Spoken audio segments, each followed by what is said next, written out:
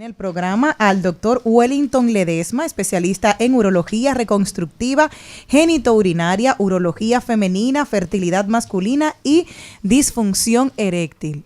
¿Por qué se fue Cristian de este panel? Él estaba muy bien, pero él arrancó por ahí. ¿Por qué se fue? Yo lo estoy esperando. Buenas tardes, doctor. ¿Cómo está usted? Hola, muy bien. Buenas tardes. Contento de estar aquí con ustedes. Qué bueno. Mire, hay unas cositas que yo quiero preguntarle a usted. Porque en estos días vi una publicación de algo y me llamó muchísimo la atención y lo tenía guardado precisamente. Y es que dicen que hay un aumento importante en personas, en hombres que se están inyectando Botox en su miembro para ampliar el volumen. No estamos hablando de lo largo, sino de lo ancho, para que entiendan. Y dicen, esto se está haciendo una práctica muy frecuente en Estados Unidos, o sea, que se ha disparado el Botox en hombres que antes no se veía. ¿Esa tendencia ya está aquí en República Dominicana, doctor? ¿Ya se está viendo esto aquí?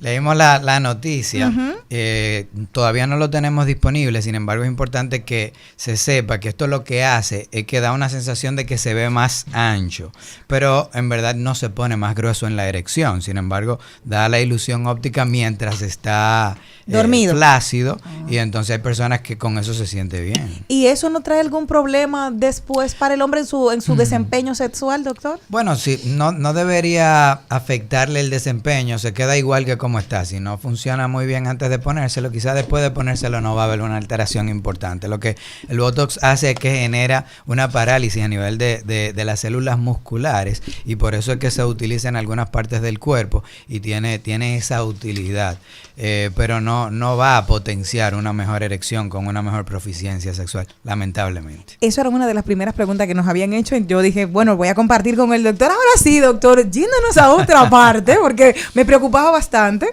¿Qué podemos entender por urología reconstructiva? ¿En qué momento se hace eso? Sí, lo que pasa es que la urología es una de las ciencias que más se ha desarrollado en los últimos tiempos. Y nosotros en urología fundamentalmente nos encargamos, la gente lo ve como la especialidad que atiende al hombre. Claro. Pero también atendemos mujeres. Y el urólogo se encarga de ver las patologías que afectan a los riñones y las vías urinarias, así como los genitales externos masculinos. Pero las mujeres tienen riñones y vías urinarias. Es decir, si a un hombre le da un cálculo, ¿quién lo ve? El urólogo. Y un cálculo renal o en las vías urinarias. Pero también si le da a una mujer. Si hay alguna afectación de la vejiga en el hombre o en la mujer, el urólogo es el especialista que da la respuesta a estas patologías. ¿Cuál es el proceso para el tratamiento de fertilidad masculina, doctor? Y quiero saber qué tan alto es la incidencia de infertilidad en el hombre aquí en República Dominicana. En la cultura como la nuestra, muchas veces el problema de fertilidad se atribuía de manera inicial a la mujer, pero nosotros nos hemos dado cuenta que el hombre tiene tanto protagonismo como la mujer, y es por eso que se investigan a ambos. Hablamos de que la mitad de los hombres pudiera tener un varicocele, que es una dilatación de las venas que traen la sangre desde el testículo. Y cuando ocurre esto, es una dilatación que calienta el testículo, y el testículo es donde se producen los espermatozoides. Este aumento de la temperatura va a afectar a la mitad de los hombres que tienen esto en términos de producción o calidad de los espermatozoides, por lo que indirectamente pudiera haber un problema de fertilidad. ¿Y tratamiento? Perdón. O sea, ¿cómo? El varicocele, primero, como se asocia a un 40 o 50% de infertilidad en los pacientes que lo tienen, no es que hay una sentencia de que hay que operar, porque por ejemplo, a mí me gusta decirle a mis pacientes, yo tengo un varicocele, y en mi varicocele yo tengo 2 muchachos teniendo esa patología que se parecen a mí. Es importante. Buen dato, sí. Entonces, no hay una afectación en el 100% de los pacientes. Sin embargo, en un espermiograma o espermatograma, nosotros evaluando el semen podríamos ver si está afectado, y la mitad de los pacientes que operamos que tienen una afectación va a mejorar por esta. Doctor, ¿cuál es el momento indicado para un paciente que está en búsqueda de hijos o lo que sea, que dice, bueno, ¿cuánto tiempo de prueba debo esperar para decir, tengo que ir al urólogo para ver cómo anda la cosa por ahí, para ver si yo tengo un problema? Lo correcto es que cuando uno ya tiene una pareja con la cual procrear, ambos deberían someterse a algunas evaluaciones para determinar cuál es su estado de salud, de fertilidad. Y en el hombre comienza después del matrimonio, muchas veces cuando tienen un año y no han logrado conseguir concretar eso, entonces hay que investigar, porque se supone que si no hay ningún método de planeación y tienen un año teniendo relaciones sin cuidarse para el embarazo, entonces podría haber una subfertilidad de pareja que hay que identificar, puntualizar y tratar. Doctor, el término disfunción eréctil siempre lo asociamos a la edad del hombre, erróneamente. Correcto. Porque ya en los últimos años vemos que los jóvenes están teniendo un tema importante al respecto.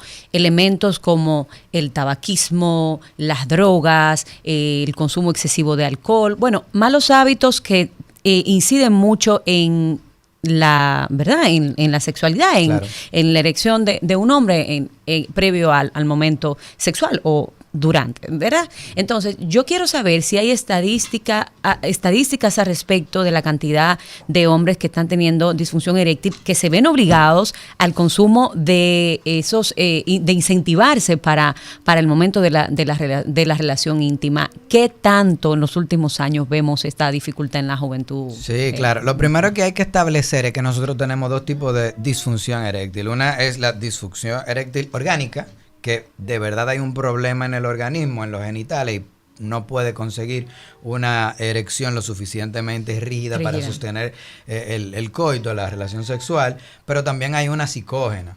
Entonces, en los hombres de 40 años, por encima de 40 años, en el 15% de ellos nosotros vamos a tener que hay una expresión de la disfunción eréctil secundaria a patologías que son reales. Sin embargo, nosotros tenemos la consulta llena de jovencitos que creen que tienen disfunción eréctil y lo que tienen muchas veces son ataques de ansiedad que post-COVID son muy frecuentes y frecuentes.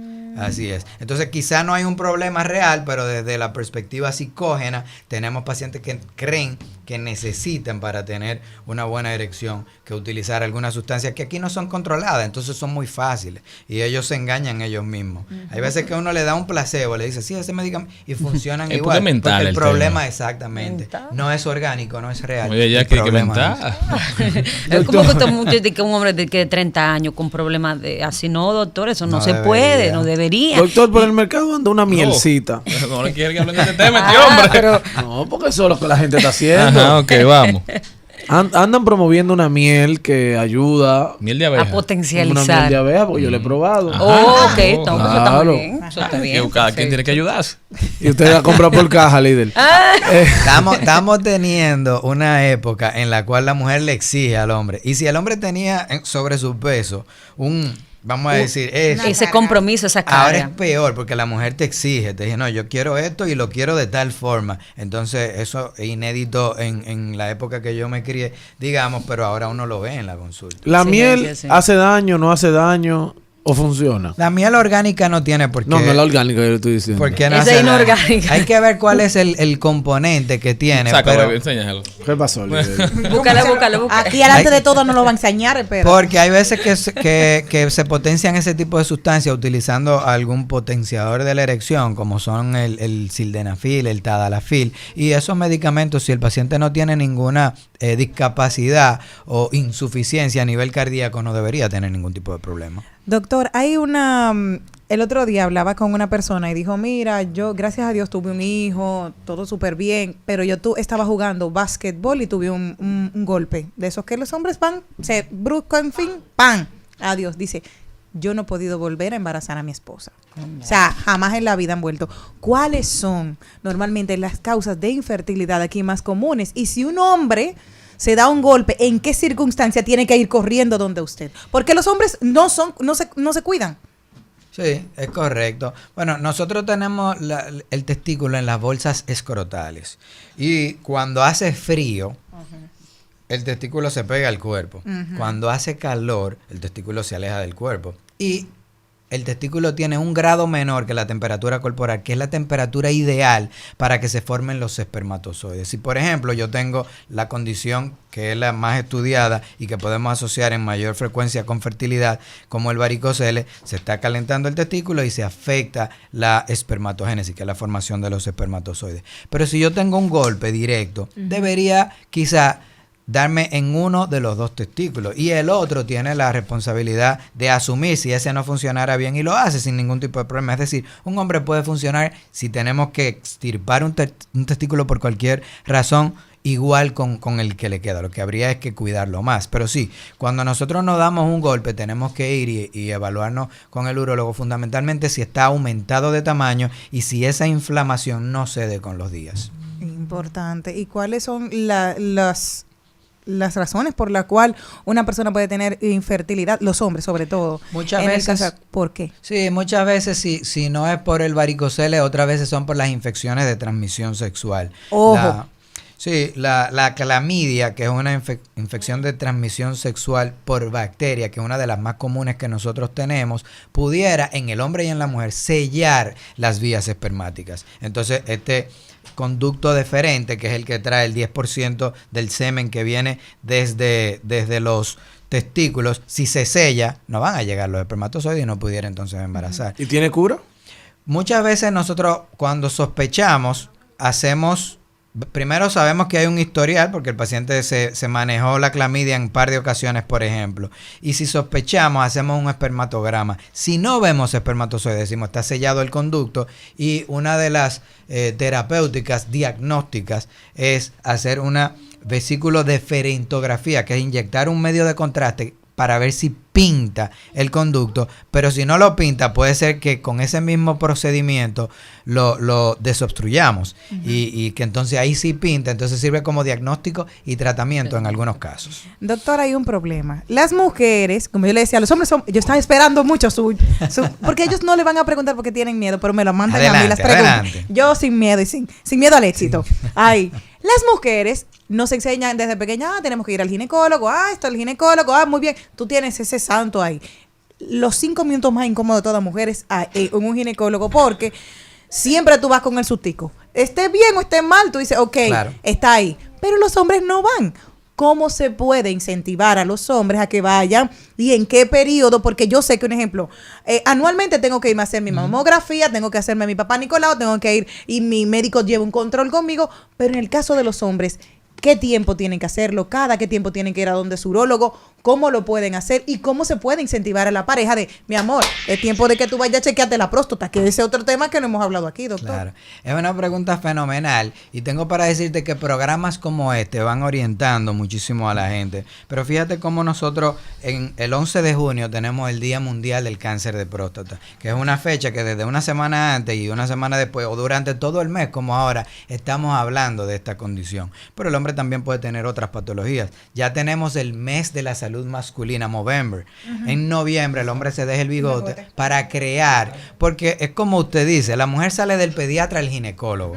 El hombre muchas veces sale de la edad pediátrica, 15 años, y no vuelve al médico hasta que se enferma. Yo nunca he ido a un urólogo. En su adultez. Y entonces eso muchas veces se ha ido mejorando gracias a este tipo de programas y qué tan activos han estado ustedes orientando al hombre. La realidad es que hace 40 años, el hombre fallecía a los 60, 65 años. El hombre ahora vive 70, 75 años. ¿Por qué? Porque ya está teniendo eso que tiene la mujer de ir al médico. Porque una mujer vive 75 años, la edad media son 75 años. El hombre anteriormente a los 50 era un viejo, ahora dicen que son los nuevos 30. Ahora, así que hemos mejorado y avanzado en ese Doctor, sentido. la circuncisión, que es un tema que va teniendo mucho más presencia en adultos ahora, porque antes y no te la hacían de muchacho, ya uno se moría con eso. Óyeme, es un problema hacerse eso a los 30 años. Yo me la hice de viejo y es una situación, pero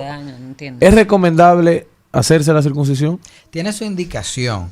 La circuncisión, que es hacer una incisión circular alrededor del prepucio, que es la piel que le sobra en el pene, lo que uno tiene que pelar para atrás para tener una buena higiene, muchas veces si uno tiene una buena higiene porque puede pelar para atrás, no tiene que hacer la circuncisión, a menos que haya un anillo fimótico y sea difícil. Si es difícil, cada vez se puede ir poniendo más estrecho y entonces la higiene no sería buena. Esta es una indicación sí o sí para la circuncisión, pero por razones estéticas y religiosas, que por la otra razón que los hombres acuden después de cierta edad a hacérselo, entonces pueden hacérselo si quieren o no, eso es opcional, pero si no puedes retraer hacia atrás o si hay alguna lesión, entonces muchas veces nosotros las recomendamos. Doctor, me quedo en el aire, ¿cada qué tiempo el hombre tiene que ir al urólogo? Porque es importante, porque yo vi a Cristian que dijo, yo nunca he ido. No, yo fui cuando me hice la circuncisión. 30 años, sí, pero usted no va a suponer, pero nosotras no, o sea, yo desde los 16 estaba en el ginecólogo y tengo 41. Entonces el hombre muchas veces se hace un chequeo urológico antes de casarse para ver que todo esté bien, pero si no, muchos tienen un silencio en términos de ir a chequearse y comienzan a ir, o recomendamos que hay que ir sí o sí a partir de la 4ª década de la vida. ¿Por qué? Porque en esta etapa es que comienzan a ver algunos crecimientos de la glándula prostática que podrían ser benignos, podrían ser malignos, pero que merecen la pena evaluarse de manera preventiva. Es decir, después de los 40 años decimos muchas veces un dedito al año no hace daño. Vaya.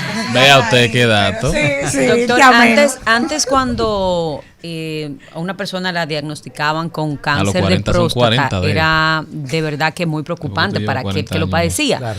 Pero ya sabemos que es de los cánceres que no afecta, digamos que no te crucifica, te vas a morir porque tienes cáncer de próstata. Ya hay, me imagino, ya tratamientos que ayudan bastante a que pueda ser una persona llevando, digamos que puede ser terapia más ligera, menos invasiva.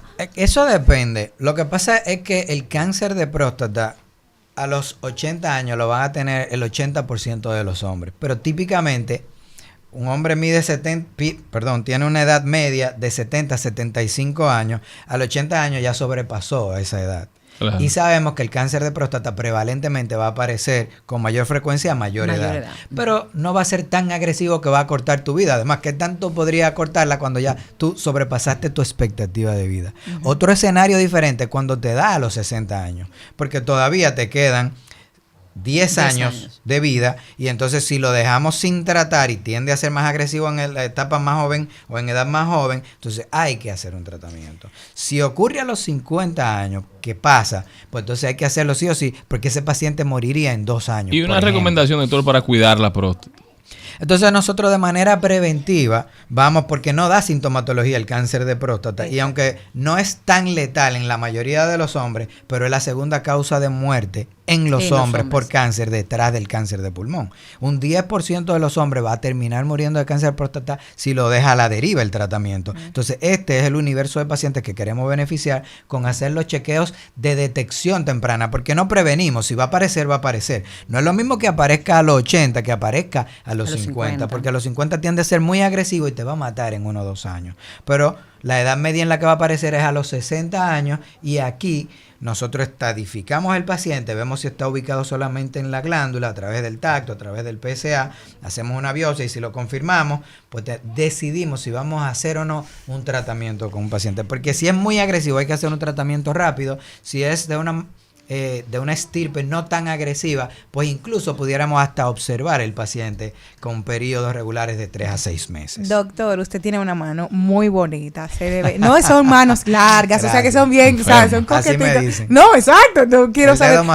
Porque los hombres tienen mucho miedo por el, espérate, los hombres tienen muchísimo miedo porque tienen que hacerse la prueba. ¿Qué es más eficaz al día de hoy? ¿La de sangre o sigue siendo el tacto rectal la forma increíble de decirle, miren, usted tiene problemas? Y la pregunta obligada que no nos cansamos de contestar, porque aclaramos siempre ese tipo de mito.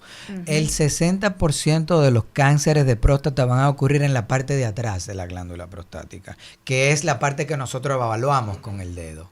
Es decir, nosotros introducimos un dedito enguantado con lubricante y sentimos la parte de atrás de la glándula prostática que pudiera no tener ningún nódulo y estamos bien, pero el dedo no abarca los lados, el centro y el frente. Donde el dedo no lo abarca, lo complementaríamos con el análisis de sangre. Quiere decir que no es una o la otra, Ambas aumentan la especificidad o la sensibilidad para detectar o descartar el cáncer de próstata. El doctor Wellington Ledesma estuvo con nosotros. Doctor, ¿cómo puede la gente continuar esta conversación con usted? Y estamos en el Centro Médico UCE de lunes a viernes, menos los miércoles, de 2 a 5 de la tarde. De lunes a viernes, de 2 a 5 de la tarde, Centro Médico UCE. Y en Instagram estamos en dr.wellingtonledesma.rd. Muchísimas gracias, doctor. Me ha satisfecho estoy satisfecha con todas sus preguntas. Jenny va para allá. Doctor, muchísimas gracias. Sigan al doctor, señores. Hay que cuidarse. Continuamos.